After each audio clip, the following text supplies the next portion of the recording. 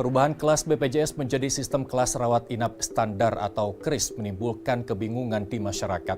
Tak sedikit juga yang khawatir perubahan itu akan berdampak pada kenaikan iuran. Namun BPJS Kesehatan memastikan hingga kini belum ada perubahan tarif atau iuran.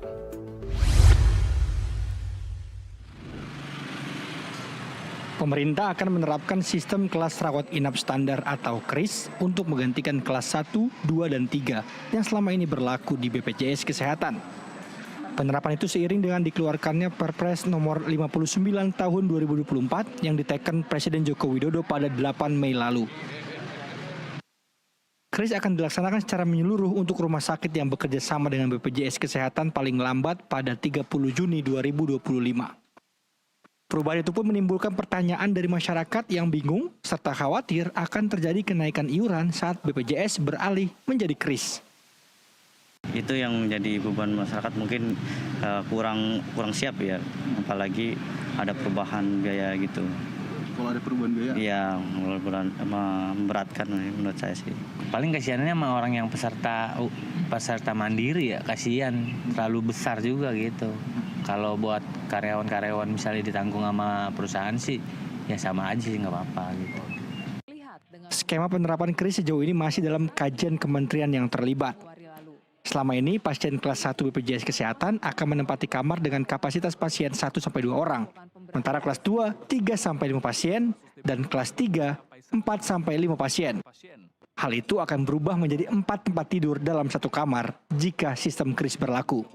Menjawab kebingungan masyarakat, Kepala Humas BPJS Kesehatan Rizky Anugrah menjelaskan bahwa KRIS akan memberikan standar kelayakan perawatan, sedangkan iuran BPJS masih akan terus dikaji lebih dalam. Adalah kelas 1, 2, 3 itu dihapus gitu ya. Kami perlu jelaskan kalau menelisik lebih dalam lagi di Perpres 59 tahun 2024 pun memang itu tidak ada klausul ataupun narasi itu yang menyatakan mencabut atau menghapus gitu ya kelas 1, 2, 3. Sehingga memang sampai dengan saat ini terkait dengan kelas 1, 2, 3 itu masih tetap berlaku. Begitupun dengan iurannya masih sama, tidak ada perubahan apa-apa, masih mengacu ke peraturan yang lama, peraturan Perpres 64 tahun 2020 gitu.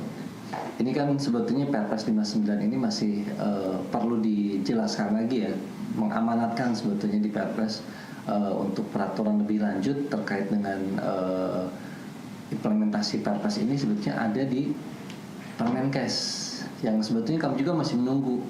Kami juga dengan Kemenkes, dengan juga DJSN, dan dengan kami sendiri BPJS ini bersama-sama nanti membahas terkait dengan apa nanti yang akan diatur di dalam Permenkes tersebut. Sehingga memang untuk detail gitu ya, karena memang di Perpres 59 sendiri sudah diatur tuh, bukan hanya KRIS ya, sebetulnya di sana itu sudah ada beberapa pasal yang disempurnakan atau diubah ya. Sejumlah rumah sakit yang bekerja sama dengan BPJS Kesehatan saat ini juga tengah melakukan uji coba penerapan KRIS yang berlangsung hingga 30 Juni tahun depan. Dari Jakarta, Hasbiullah, Sebastian Pascal, jurnalis NTV melaporkan.